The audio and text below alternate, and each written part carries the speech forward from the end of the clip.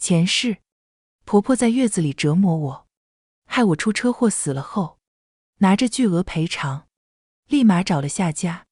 婆婆把我儿子带到乡下，误食食物过敏致死。这一次，我竟重生为婆婆的婆婆，这辈子，我一定要他们家不得安宁。亲爱的朋友，你好呀。此刻的你，是刚结束了一天忙碌的工作，正窝在沙发里放松，还是在某个安静的角落，想暂时逃离外界的喧嚣呢？无论你身处何方，此刻请试着放慢呼吸，欢迎来到心灵小书馆。这里没有厚重的典籍，没有复杂的理论，只有一本本藏着温柔与力量的小书，和一段专属于你的与心灵对话的时光。喜欢我的朋友，欢迎点击订阅分享。那我们故事开始。我和刘龙博是通过朋友介绍认识的，刚开始对他没有什么感觉。好女怕缠郎，在刘龙博无孔不入的在我面前刷存在感，在相处之中对我无微不至的照顾，我被感动了。谈了1年多的恋爱，刘龙博向我求了婚。这天，双方家长在市里的一家老牌酒店见了面。亲家公亲家母，你们把这个女儿培养得太好了，你放心，嫁到我们家来，我们一定好好的对她。婆婆谢金红笑着对我们说，这次见面顺利地定下了婚期，他们家包酒席的钱，我们家陪嫁1套房子。就这样，我们步入了婚姻的殿堂。婚后2个月，我就怀孕了。刘龙博对我越发的体贴，每天接送我上下班，推掉了所有聚会饭局。上班之余给我准备营养餐，每晚给我打水泡脚，按摩我浮肿的腿。预产期前1个星期的早上，感到肚子开始阵痛，刘龙博立马送我到医院，已经开了2指了，赶紧去待产室。医生看着疼痛不止的我，指挥刘龙博推着我去待产室。老公，我太疼了。医生，我要打无痛。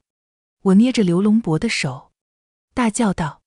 刘龙博看到我疼成这个样子，立马去找医生。医生，我老婆要打无痛。这时婆婆赶来了，拉住我老公，可不能打无痛。听别人说啊，打无痛小孩的脑子会傻掉的。医生，我要打无痛。婆婆的话我假装听不见，此时的我只想快点结束我的痛苦。医生听到我的叫声，走过来说，已经通知麻醉医生来了，你再忍一忍，打了无痛就好了。你快叫他别打无痛啊。婆婆拉扯着老公，欣欣，要不我们为了小孩别打无痛了。刘龙博犹豫地对我说。我闭上眼睛，不想和他们说话。很快麻醉医生过来了，说了一些注意事项后，拿着麻醉同意书要我签字。婆婆连忙拉住我的手不让我签字。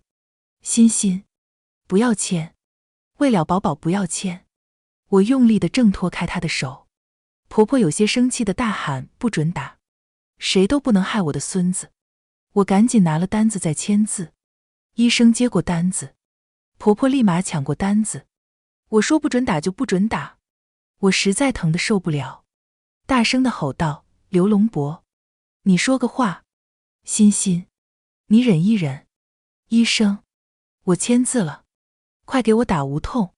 婆婆连忙跑去抢过医生手里的同意书，撕个粉碎。你们还是先商量好了。医生无奈地摇摇头。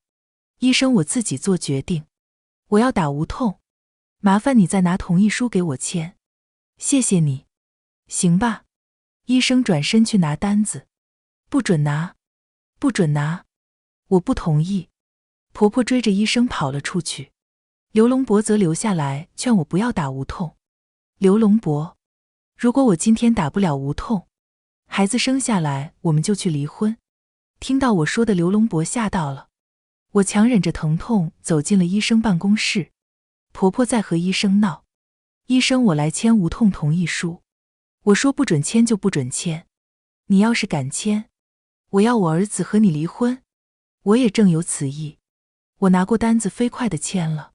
医生连忙把同意书放起来。然后带着我去产房打无痛了。我要去找我儿子跟你离婚。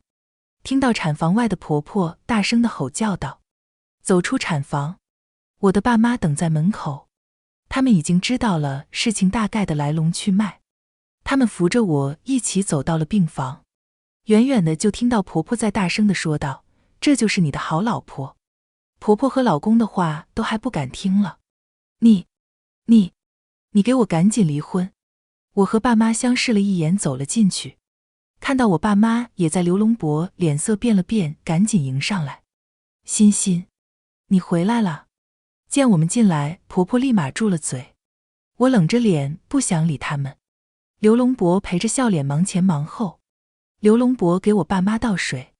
爸妈，喝水。他们接过水。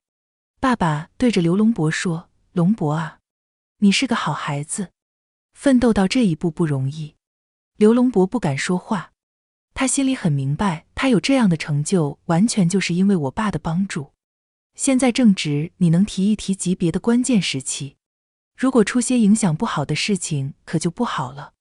刘龙博惊了惊，点点头，低眉顺眼地说道：欣欣，这次确实是我做的不好，我和妈也是紧张宝宝。婆婆想张嘴说些什么，被刘龙博拦下了。欣欣啊，你现在快生了，以你和宝宝的身体为主，两夫妻嘛还是需要磨合的。爸爸打圆场，看在未来宝宝的面子下，我还是原谅了他。医生不停地来检查，10指了，带上待产包。我们去产房，经过10个多小时的生产，终于生下了一个肉乎乎的男孩。很快我们出院了，我请的月嫂阿姨呢？一到家，原本应该上户的月嫂不见踪影。婆婆朝刘龙博使了个眼色，那个月嫂阿姨那魔鬼，我让她回家了。我在乡下闲着也是闲着，妈过来照顾你，自家人哪有外人安心。看到我拉着个脸不说话，刘龙博打圆场，妈照顾你肯定比月嫂好。我急忙打电话给月嫂阿姨，阿姨，你现在能过来吗？我没辞退你，谁辞退你都不行。沈小姐，不好意思，你们辞退我后，我又接了一单了。我以前坐月子都是自己带孩子的，哪有人帮我？你现在有我照顾你还不够啊？我像泄了气的皮球一样瘫坐在床上，忙在网上找月子中心的电话。刘龙博过来扶住我，欣欣，让妈照顾你吧，肯定照顾得比月嫂好。我看了他一眼，不用了，我去月子中心。婆婆一听快要炸了，去什么月子中心？月子中心那是会吞钱的地方，我儿子赚钱辛苦，你就不要白白糟蹋钱了。刘龙博表情不自然地走过来，欣欣，现在临时定哪里有月子中心啊？你就先让我妈照顾一下，我一遇到合适的月子中心我们就去。目前的我只能暂时接受这个提议。刚开始2天婆婆照顾的还勉强过得去，第3天刘龙博早早起床，欣欣，我去上班了，在家和妈好好相处。到了吃午饭的时间，欣欣，龙博不在家吃饭，我们俩就吃点昨天的剩菜好了。等晚上龙博回来，我们再做些好吃的。桌上就一点昨天吃剩的肥肉和一点青菜。看着实在没胃口，我就喝了点粥，就去房间睡觉。我以为他就是偶尔偷懒，不愿意煮新鲜的饭菜。接下去的每一天，他都让我吃前1天的剩饭。没办法，我只能打电话给刘龙博，让他解决他妈。刘龙博一听，怎么可能？我妈不会这样做的。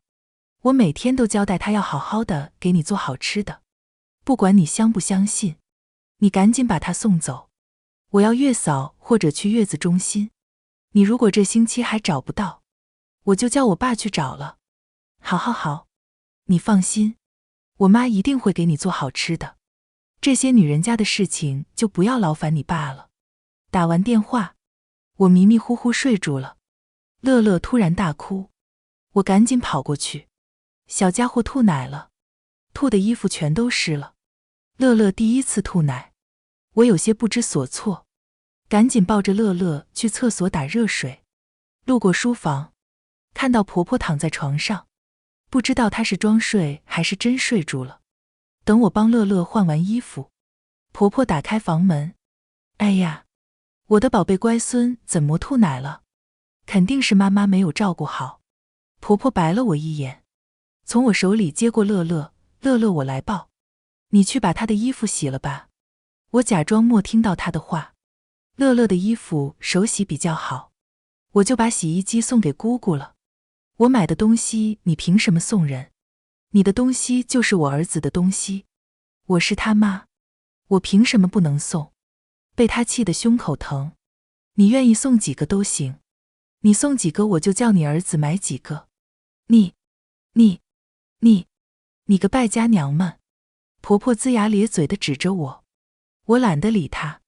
半个月过去，吃完饭，刘龙伯在房间里抱乐乐，老公，你赶紧把他送走，我实在是受不了这样的生活，你妈打着照顾我的名义，好吃的她都藏在房间里吃，给我就吃剩菜剩饭，表面上宝贝孙子宝贝的不得了，你一走，她立马把孩子丢给我，自己从早睡到晚。还有，她把我给乐乐买的洗衣机送给姑姑，要我手洗乐乐的衣服，怎么可能啊？妈不会这样的。刘龙伯双手捏着我的肩膀，轻轻地揉了揉。这时，婆婆推门进来，欣欣，我知道你嫌弃我是乡下人，不想我照顾你，你可以直接和我说，我老婆子走就是了，但是你不能这么冤枉我啊。边说边流出了几滴眼泪。没想到，在我面前强悍的婆婆，现在和我来绿茶这一套。我压根没想遮着掩着，直接说道，我冤枉你。那我的洗衣机呢？婆婆抽泣了几声，抹了抹眼泪，可怜地说道，宝宝的衣服还是手洗比较好，洗衣机哪里洗得干净？刘龙伯皱了皱眉头，肯定手洗得干净的。欣欣，你好好坐月子，不要无理取闹。我无理取闹？刘龙伯，我辛辛苦苦地生下乐乐，当时要打无痛，你们不让我打就算了，坐月子每天给我吃剩菜剩饭，还要我手洗衣服，我嫁给你，你就让你妈这么对我？刘龙伯沉默，这是我家，让你妈回乡下去。妈去乡下谁照顾你？月儿嫂等会就会来，请你妈现在就打包行李回去。我不回去，这是我儿子的家，我凭什么不能住？婆婆龇牙咧嘴地说道，这是我爸妈给我买的房子，我说了算。婆婆听到我这么说，立马坐到地上，边哭边喊，我是造了什么孽啊？娶了这样的媳妇，连儿子家都不能住了，我的命好苦啊。刘龙伯看到他妈妈这样，对我说，欣欣，这是你的陪嫁，肯定也是我们刘家的房子了。既然是我们刘家的房子，我妈继续住这里肯定没问题了。刘龙伯，你真不要脸，我们离婚，房子写的是我的名字，你们一家都给我滚蛋，律师会和你们联系的，趁现在还能住几天好房子让你们住几天。我一边说着一边去抱乐乐。沈欣，离婚可以，乐乐是我家长子嫡孙，你不准带走。婆婆见我和刘龙伯已经撕破脸，开口说道。刘龙伯看我要去抱乐乐，走过来拦住我。刘龙伯，法律规定，未满2周岁婴儿抚养权归妈妈。莫等他们反应，我就抱着乐乐走出家门。刘龙伯和他妈妈也跟着我出了门。沈欣，我不同意你就不能离婚。刘龙伯不停地阻拦我，我儿子都说不离婚呢，你凭什么说离婚？就你这样的找到我儿子，你都是半辈子修来的福气。婆婆一副恨不得撕了我的样子，这福气你爱给谁给谁。我用尽全力地往路上跑，见我在路口拦计程车的间隙，他们拼命地拉我，我一个人力气终究抵不过他们俩。乐乐被他们抢走了，我努力地想去抱乐乐，婆婆一把我推开我的手，我就这么被推到了马路上。马路上一辆飞驰的汽车撞倒了我，我飞了出去。再次醒来，我整个人漂浮在空中，身体变得透明。眼前婆婆正抱着乐乐坐在一家公司门口，在哭天喊地地说：造孽儿，我孙子刚生下来半个月就没妈妈了，大家快来看看啊，都是这个人害的啊，你这个凶手。来来往往的人指指点点，这公司里的一个人把他媳妇撞了，天天来这闹，这都闹了半个多月了。我心疼地看着被冻得发紫的乐乐，这么冷的天要在外面受冻。乐乐不是刘龙伯的亲儿子，怎么任由他妈妈带着他受冻？我又飘回了家，家里刘龙伯正和一个女人在床上厮混，这个人渣，这才几天就迫不及待地找女人了。砰砰砰，门口响起敲门声。龙伯，外面有人敲门。女人娇媚地说：别管他。砰砰砰，砰砰砰，门口敲门的声音越来越大。刘龙伯气呼呼地跑到门口开门。打开门，我的爸妈站在门口。龙伯啊，你让我们见见乐乐。妈妈哀求刘龙伯。爸爸接着说：龙伯啊，你把乐乐给我们养，我们没了女儿，乐乐是心性唯一的骨肉，让我养着留个念想。刘龙伯冷笑道：你们跪下来求我，我倒是可以考虑考虑。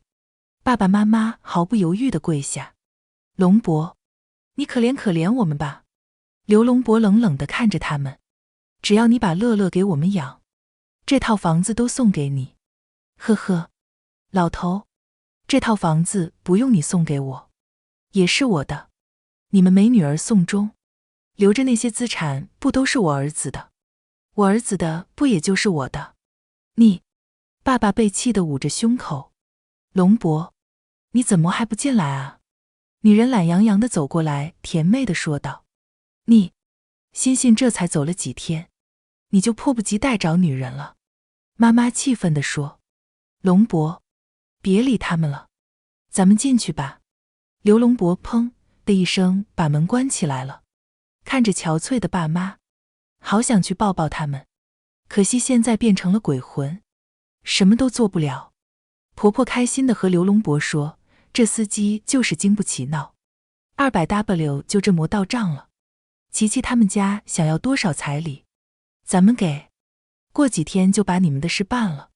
琪琪现在怀孕了，她不喜欢乐乐和你们一起，我就带乐乐去乡下，等她生了我再回来。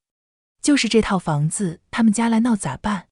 妈，这套房子走遗产继承，我能拿到很大的份额，他们来抢咱也不怕。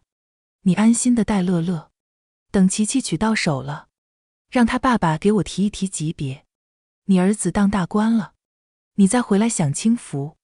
一听儿子可以当大官，谢金红乐呵呵地回到了刘家村。为了能天天看见乐乐，我跟着到了刘家村。婆婆一边干农活一边背着乐乐。大冬天，乐乐稚嫩的脸上被吹得干裂。夜里，乐乐没有安全感，每天都哭到天亮。中午干完农活回来，谢金红给乐乐喂了一点鸡蛋，乐乐不停地呕吐，身上发满了疹子。慢慢的休克过去，他一路小跑，抱着乐乐来到了村里的一个神婆那里。刘婶，快看看我家孙子。刘婶摸了摸乐乐，对婆婆说，他妈妈刚去了不久吧，他妈妈有冤屈，一直在附近，影响到他了。我等会给你一个符咒，你烧了泡水给他喝进去就好了。婆婆连忙道谢。刘姐啊，多做做好事，为下一代积福。谢金红看了神婆一眼，就走了。一到家，婆婆拿着符咒回到家，硬生生给乐乐灌下去。没多久，乐乐全身僵硬。婆婆这时害怕了，连忙去田里叫公公，两人一起把乐乐送到了医院。看着医生不停地抢救，乐乐幼小的身躯怎么都没有反应。过了许久，医生对他们说，小朋友送来的时候已经死亡，经过我们抢救，还是莫能救过来。节哀。婆婆坐在地上大哭，肯定是你们医院治死了，还诬赖我们送过来就已经死了。你们这黑心医院啊，太黑了！大家快看看啊，医院治死人了！婆婆边哭边闹，吸引了一大波的注意力。这时，一阵白光照着我，我的意识渐渐模糊。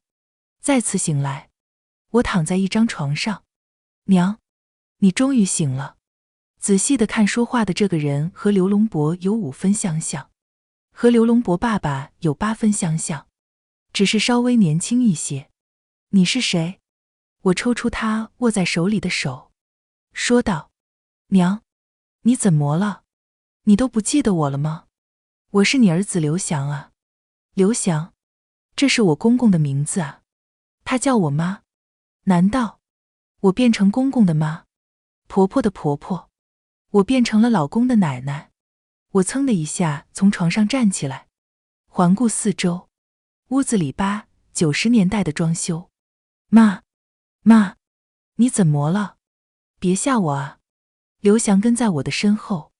刘翔，你娶老婆了吗？妈，你怎么了？你不是都叫我祥子的吗？咋我讨你老婆了你都忘了？你媳妇是隔壁村的谢金红啊。刘翔在我身边着急地说道：祥子，那你儿子出生了吗？妈，你摔坏脑子了，你孙子现在在红红的肚子里呢，你不是可宝贝了，快带我去看看红红和我的宝贝孙子。谢金红，刘龙伯，现在我变成你的婆婆和你奶奶，看我不以牙还牙，以眼还眼。来到另一个房间，谢金红靠在床上嗑着瓜子，吃着水果，喝着茶。看到我们过来，不紧不慢地说：你来干石磨。刘翔立马打圆场：瞧你说的，妈还不能来看看你和他的宝贝孙子啊？虽然谢金红一副不待见我的样子，但我立马一副笑脸盈盈的样子，哈哈哈。红红啊，你好好养胎，妈给你做好吃的。想起之前看了个宅斗的电视剧，给孕妇多吃些常胎的东西，胎大容易难产，我就用这招对付谢金红，神不知鬼不觉的。如果刘龙伯也不能生下来，那岂不是买1送1？从那天起，我顿顿都给他准备大肘子猪脚红烧肉，饭后1小时还给他送上常胎的红薯当零食。刚开始，他吃的还是挺开心的，毕竟之前家里穷苦，难得吃上肉。吃了几天，肉眼可见整个人像发馒头一样蹭蹭蹭的胖了起来。山珍海味也有吃腻的一天。这天我给谢金红煮了一大锅的红薯，要他吃完。他颇怨言地对刘翔说道：祥子，妈每天都要我吃这么多，我实在吃不下了。我学他以前对我阴阳怪气的语气说道：红红，你是不是嫌弃妈啊？妈这是为你好，多吃点孩子才好。我边说还默默地流下了几滴眼泪。看到我流眼泪，刘翔说：妈是过来人，肯定是为了咱们儿子好，你快吃完。刘龙伯的妈宝看来也是遗传的。看到我这个样子，刘翔立马替我说话了。听到刘翔这么说，谢金红只能默默地一整锅的红薯吃完。预产期快到了，大早上，谢金红肚子开始疼了起来，她大叫啊，肚子好疼啊！我跑到她的房间，看到她在床上疼得冷汗直流。我笑着对她说：再忍忍，等刘翔回来送你去医院。太疼了，太疼了，太疼了，你忍忍，生小孩哪有不疼的？我阴阳怪气地说道。这么快就要生了啊？刘翔匆匆忙忙从屋外走进来，我都疼死了，还快不送我去医院？谢金红冲着刘翔大声喊道。一行人匆匆忙忙来到医院，医生给他检查完出来对我们说，胎儿比较大，估着有8斤以上，你们是选择剖腹产还是顺产？胎儿太大了会比较难生，而且产妇开指的比较慢，建议你们剖腹产，你们决定了，快点告诉我们。说完，医生转身走了。我要剖腹产，太疼了，太疼了！谢金红大声地叫道。刘翔没了主意，听别人说顺产的小孩比剖腹产的小孩聪明。我暗示着刘翔，一听剖腹产的小孩莫顺产小孩聪明，刘翔马上跑出去对医生说：医生，顺产，顺产！刘翔，我要剖腹产，我要剖腹产！谢金红疼得快哭出来了。红红，为了咱们的儿子，你忍忍。刘翔安抚着谢金红，听到刘翔这么说，谢金红也没有办法，疼得没办法，只能哎呦哎呦的叫。过了一天一夜，谢金红疼得几乎没合眼，终于开了食指，被送进了产房。10几个小时后，医生抱出了孩子，恭喜你。刘翔莫等医生说完就问医生：医生，是男孩还是女孩？是男孩。刘翔兴奋地抱着孩子，对我说：妈，我有儿子了。看着病床上的谢金红像被抽干了力气一样，虚弱地躺在床上。这一次，也是让谢金红吃了苦头，到底是干活的身体，恢复的就是快。没几天，谢金红就出院了。理所当然的我承担起了照顾他的任务。每天刘翔早早地出门干活去了。快中午了，谢金红在房间里扯着嗓子喊道：妈，我饿了，你给我煮点鸡汤。我走到谢金红的房间里，对着躺在床上的谢金红说：红红，祥子不在家吃饭，我们俩就吃点昨天的剩菜，等晚上祥子回来，我们再做些好吃的。谢金红躺在床上默默不作声。我回到了自己的房间，看我回到自己的房间，谢金红走向厨房。这个老不死的，让他煮点鸡汤喝，还等刘翔回来再做好吃的。你不让我吃我就吃不到了吗？谢金红在里面翻箱倒柜，可惜找了半天只有昨天的剩菜剩饭，没办法，他只能默默吃了。到了晚上，刘翔回来了，我们一家人坐着吃饭。谢金红拉着一张脸：红红，多吃一点。一听刘翔这么说，谢金红委屈上了：吃吃吃，吃个屁！你不知道我一天吃的什么？怎么了？红红，坐月子不能哭的呀，哭的话对眼睛不好。谢金红忍不住发飙，想和刘翔诉苦了。听我这么一说，他生气地把饭碗一摔，冲着刘翔说：你看看你的好妈，一天就给我吃剩菜剩饭。没想到谢金红这么刚，他以为刘翔会为他出头，他真的太不了解刘翔这个妈宝男了。红红，妈怎么会这样呢？是不是有什么误会？我学着上辈子谢金红一样的招数。红红，我知道你嫌弃我老婆子老了，不中用了，不想我照顾你，你可以直接和我说，我老婆子走就是了。但是你不能这么冤枉我啊！我边说边挤出眼泪。刘家祖传的妈宝男看到我边哭边说，马上过来安慰我：妈，你别这么说，红红不是这个意思。听完他的话，我又哭得更凶了。红红，你快跟妈道歉，不能这么冤枉妈的。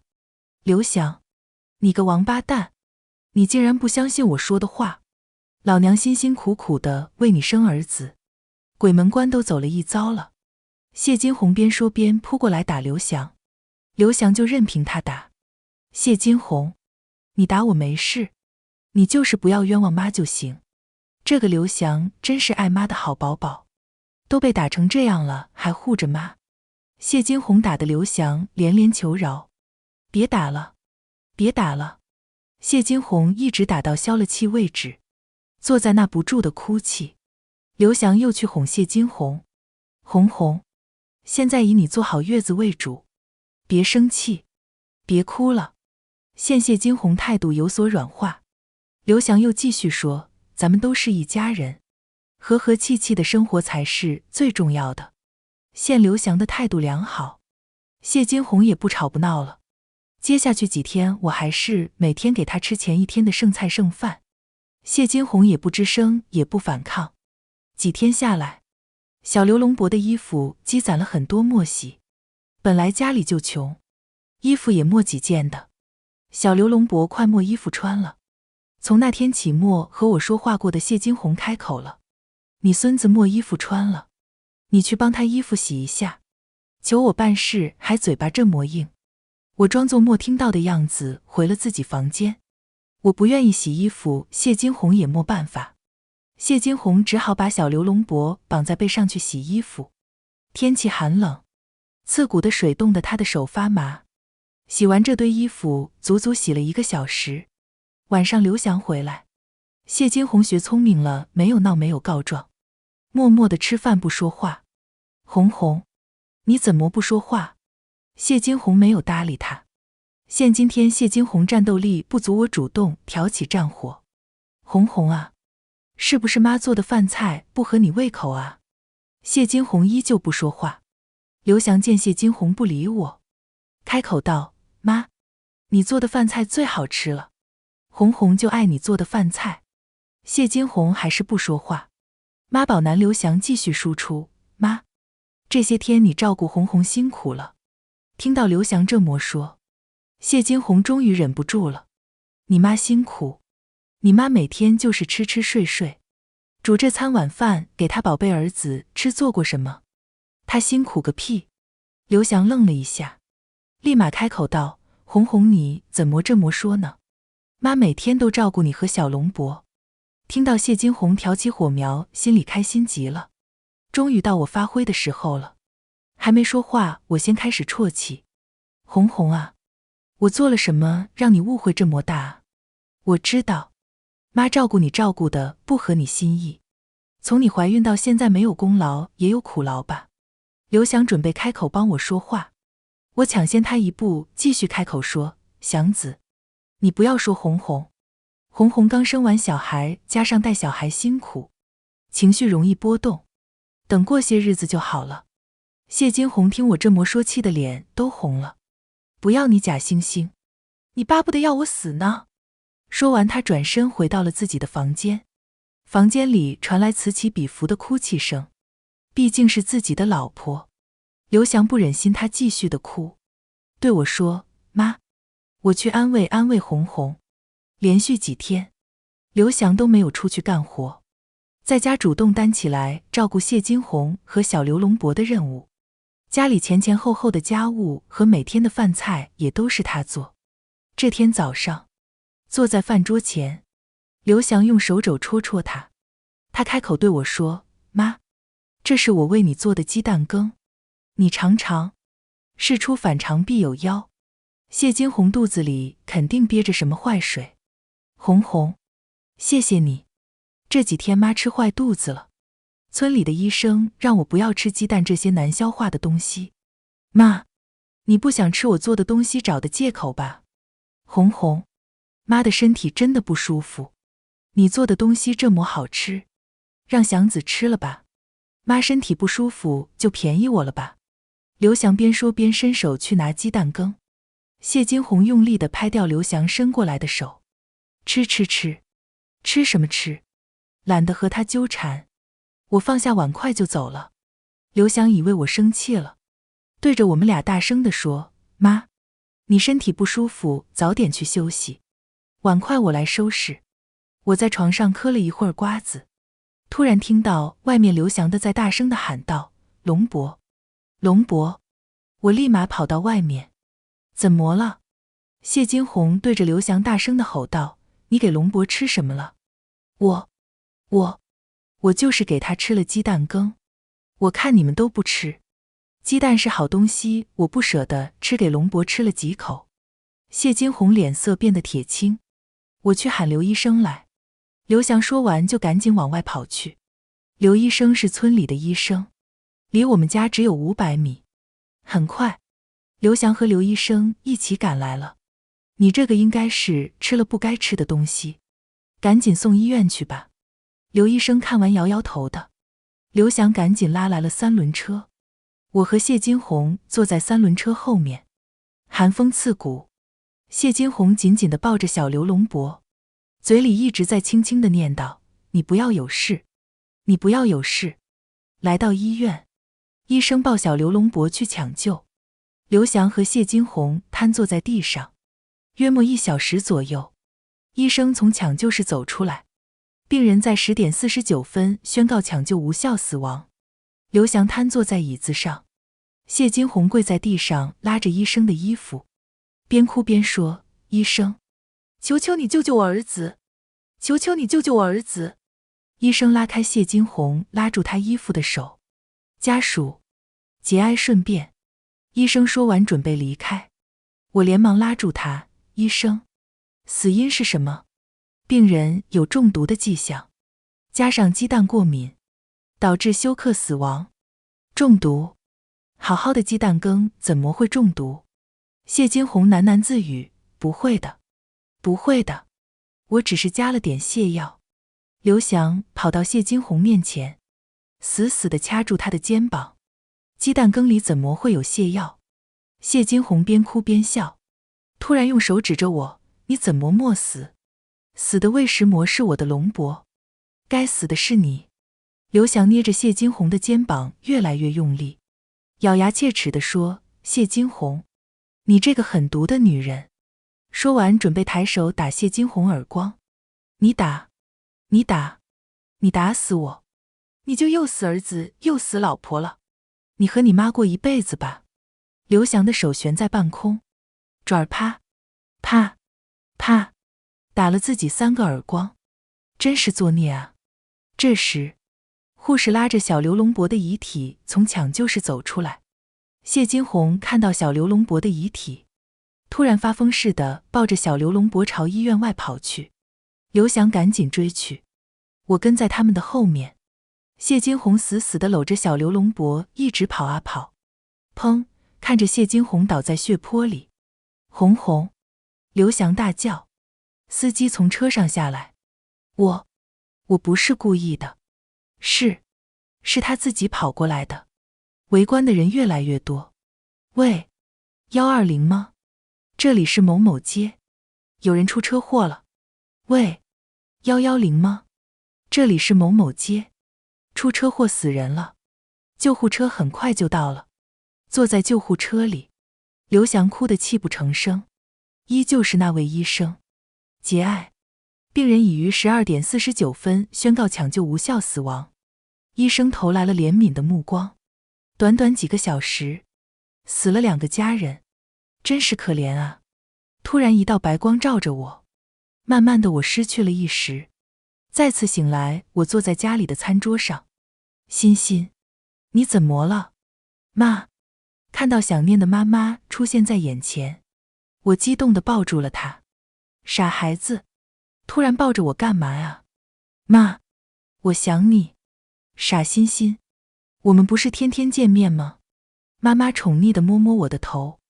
这时爸爸拿着报纸从门口走进来，我又飞奔过去抱着爸爸。欣欣，你今天怎么这么热情？爸爸满脸笑容地说。突然反应过来，爸，把你的报纸给我看看。我接过报纸，啊，我竟然回到了认识刘龙伯的那天。难道因为谢金红和刘龙伯的死亡改变了所有的轨迹，所以我才能回到我死了之前？按照发展，今天晚上朋友的饭局里就会遇见刘龙伯了。管他的，我继续过好我的生活，默默发誓这辈子再也不嫁人，好好陪陪我的爸爸妈妈。晚上，手机突然响起来，接起电话，欣欣，我在楼下等你了，你赶快下来。怎么上辈子介绍我和刘龙伯认识的朋友又来找我吃饭了？我身体有点不舒服，今天去不了了。欣欣，你不要给我装生病，我已经在你房间门口了。打开门，陆依然站在我的房间门口。就这样，我被他拎小鸡一样拎到了他车上，来到了吃饭的地方，被陆依然死死地按在座位上。别想溜走，今天介绍男人给你认识，既然逃不了，那就看看刘龙伯夭折了我会遇见谁。很快，门口走进来一个人，陆依然朝着他招手。这个人长得和刘龙博有5分相似，我对他充满了好奇心。这个人坐下，对着我开始自我介绍：你好，我叫刘斌。我默默看着他不说话。陆依然开口对他说：我姐妹叫沈欣。刘斌笑眯眯地对着我说：你好，很高兴见到你。我不冷不淡地嗯了声。陆依然用手肘戳戳我，给我个面子。知道了。吃饭的过程中，陆依然和刘斌一直在说话，我实在提不起兴趣来。吃完饭，谢绝了刘斌送我回家的要求，坐在陆依然的车上。陆依然一直在说着刘斌的好处。我对这个刘斌有些好奇，他是哪的人？他是刘家村的人。刘家村？刘龙博不就是这个村里的人吗？他在哪里上班？欣欣，我和你说，他的工作可好了，他在某某机关上班，在给一把手当秘书，可有前途了。刘龙博也是这个单位上班。你知道他爸妈叫什么名字吗？欣欣，你对他有兴趣啊？你看，今天莫来错吧？见我不说话，陆依然继续说道，他爸好像叫刘翔，妈妈好像是叫李什么燕来着，他妈名字我记不清了。回到家，欣欣给在刘斌同个工作单位的同学打电话，打听有关这个刘斌的资讯。原来刘斌是刘翔后面娶的老婆生的小孩。我到底是和这个刘家有纠葛，前世嫁给刘龙博，今生又遇到刘翔的二儿子刘斌，中间还当了一次刘翔的妈。这个刘家我还是躲得远远的准没错。哟，欣欣呀，谁给你送的花啊？同事李姐对着在收花的我一脸八卦，打开花上贺卡。欣欣，祝你每天开心。刘斌，我反感地把花丢到了垃圾桶。接下去的几天，刘斌每天不是给我送花，就是在门口蹲点。上辈子的我还能被他感动，这辈子的我绝对不会重蹈覆辙。大家好，我叫钟琪琪，很高兴认识大家。单位新来了一个同事，李姐神神秘秘地过来说，听说这个钟琪琪是一把手的女儿。钟琪琪，不就是我死后和刘龙博厮混的女人？既然钟琪琪出现了，那就助刘斌一臂之力，早日当上一把手的女婿。中午吃饭，我主动地和钟琪琪套近乎，和她约着吃午饭。经过几天的相处，和钟琪琪打成了一片。琪琪，我知道有家火锅店特别好吃，我们今天一起去吃吧。听到有好吃的，琪琪连忙答应。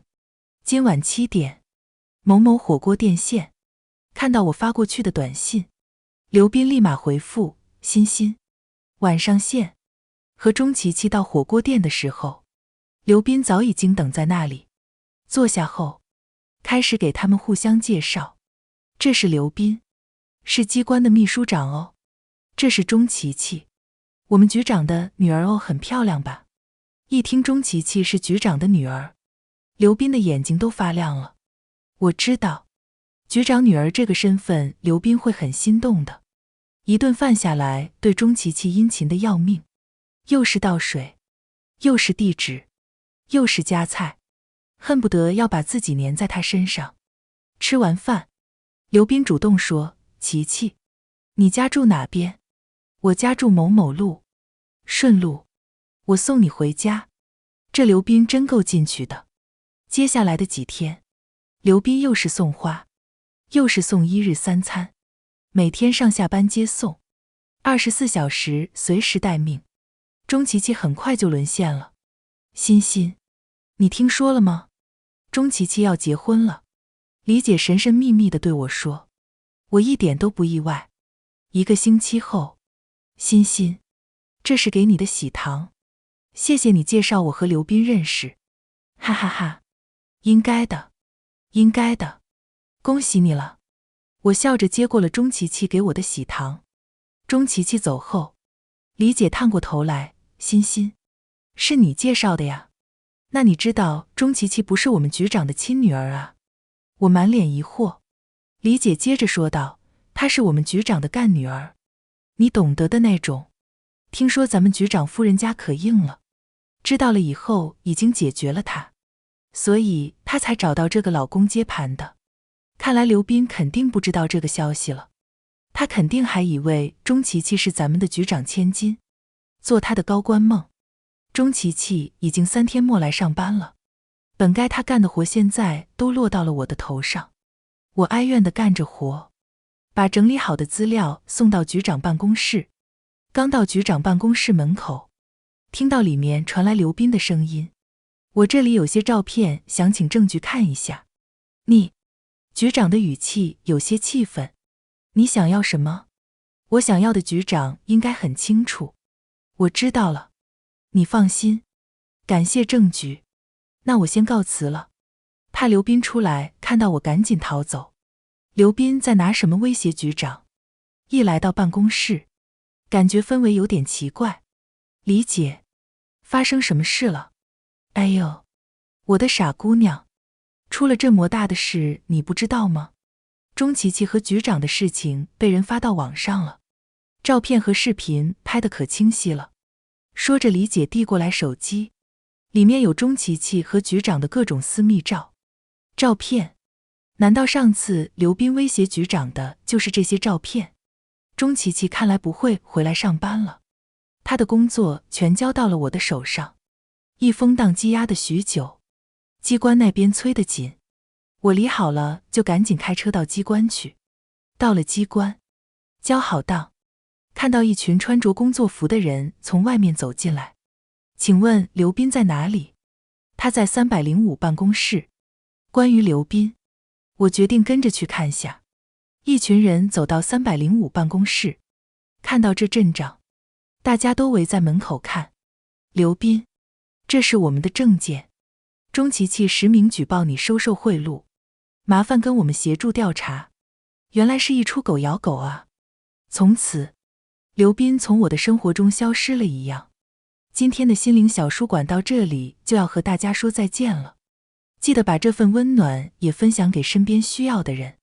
喜欢我的朋友，欢迎点击订阅分享，让更多人能在文字里找到慰藉。下一期心灵小书馆，我们会带着新的温暖文字与你相遇，不见不散呀，亲爱的朋友。